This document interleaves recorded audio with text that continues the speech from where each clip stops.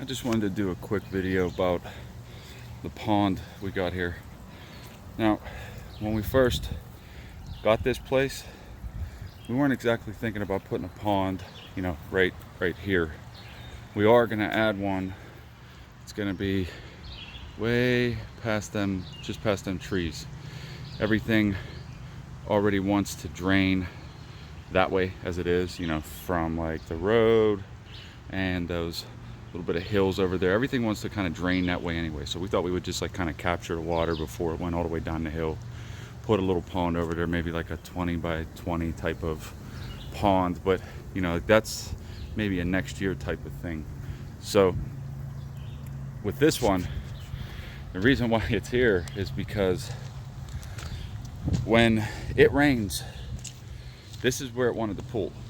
It would, if we just got a lot of heavy rain over the last couple days, so it actually just filled it up. But everything wants to come this way all the time. So it's coming down here, and then it would pool right there all the time. And I mean, it would just get, real wet all the way across here. So what I thought is we could do two different things. We can try to combat it by putting in a drainage, or we can use it. It's gonna naturally come here every time it rains, and with the clay that's underneath the ground, it stays. It doesn't seep in. If you know anything about clay, it just kind of, it holds the water a really long time. So that's why you kind of see that little bit of, there's a lot of clay silt that's in there, which we're going to address a little bit later. But it's also because of some of the construction, the runoff that's running down here and going in there. So over a little bit of time, that'll actually get a lot clearer. We're going to work on that. There's some things we can do. So we thought, why not roll with it, right? Like, if we got all this water building right here, we could use it. It's a cool little pond. There's about 200 gallons in here. It started off as an experiment. I took the backhoe and I just dug it out a little bit where the water was already, all around here, all around in this little area. The water was already pooling. It was getting to be sometimes a foot thick, the water puddle. So like I said, it was either we combat it by putting in a drainage and getting it out, digging something, getting it out, or try to use it. So what I did, and we got some minnows in here. I think a couple of them ain't gonna make it, but they're just fishing minnows, and that's to combat the larvae, just in case the bugs and flies, till we get some other type of fish in there. The bugs and mosquitoes and things, they want to lay their larvae in the water, so they'll eat those, and that'll fit nature's fix, I guess. So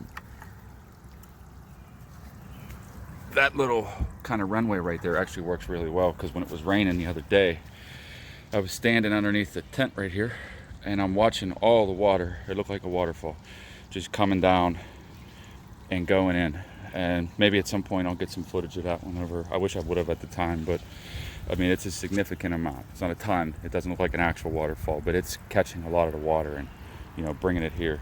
And it's actually coming from over here, right underneath that rock as well. Like, it's pulling over in that kind of area over here, and then just running towards this way, and also right over there under where those rocks are. So like I said, I mean, it naturally wanted to pull here, so we just thought we would use it. And I put that drainage pipe in just a little bit ago.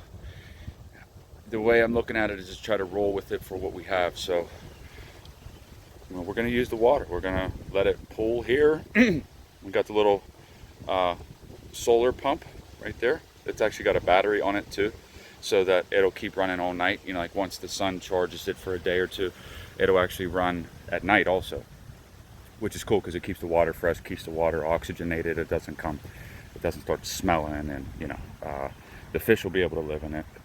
So it's not just like a puddle. It's actually pretty deep too.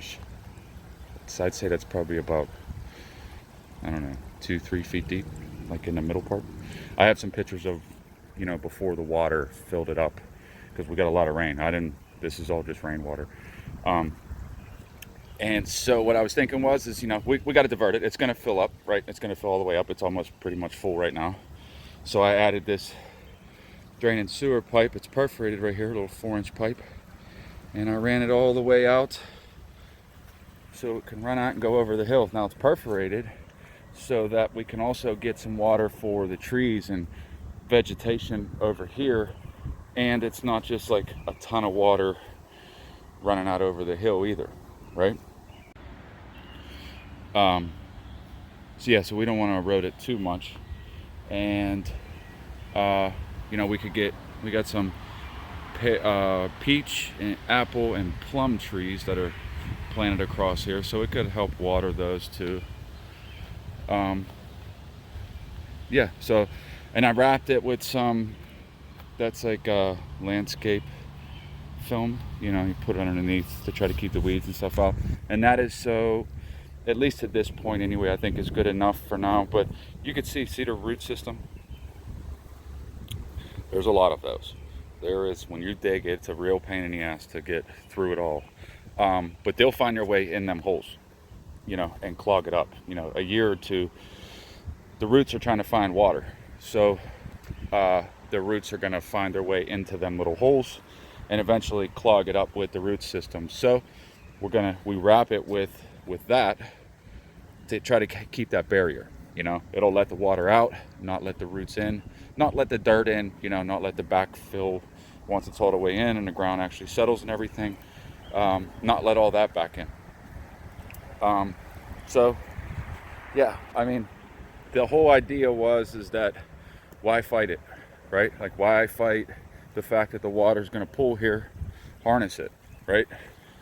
Harness it and make something cool of it. And I got a couple of you know, before pictures. What I did was I dug it out. There's a bunch of clay underneath there.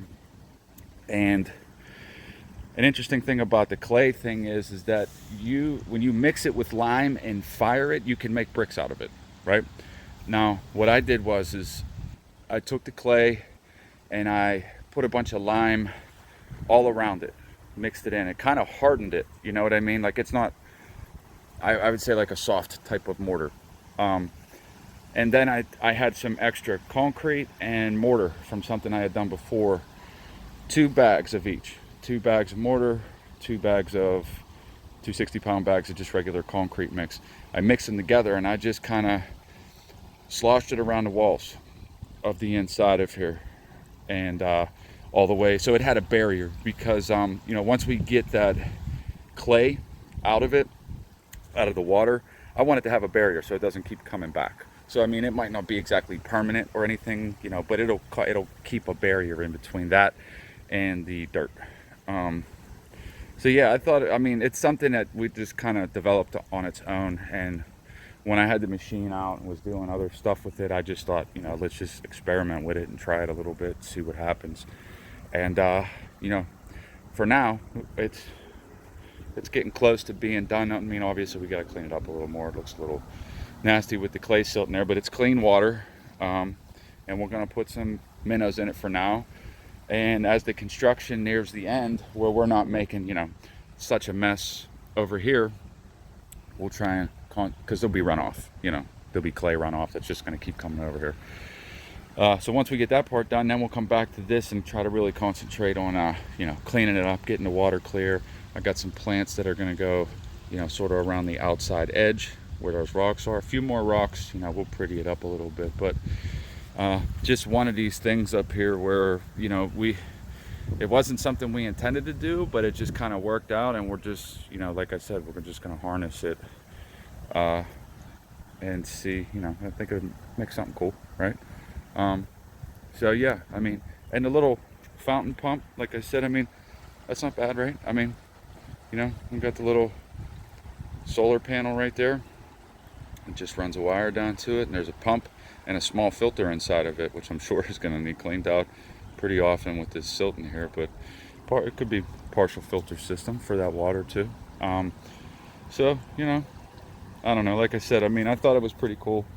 I'll throw in a couple pictures, I guess, maybe in the beginning and here and there as when I go to finalize the video, but I thought it could be something cool to share. I mean, like I said, it's not terrible. Why fight it? Harness it, right? All right. And we also picked up these minnows. I don't know. They might be eaten for the first time in who knows how long. We bought some fish food for them. The guy at the bait store said that they don't feed them. They just like sit in there and starve. So the minnows that are in here are now getting they're getting a reprieve on a new life here in the pond.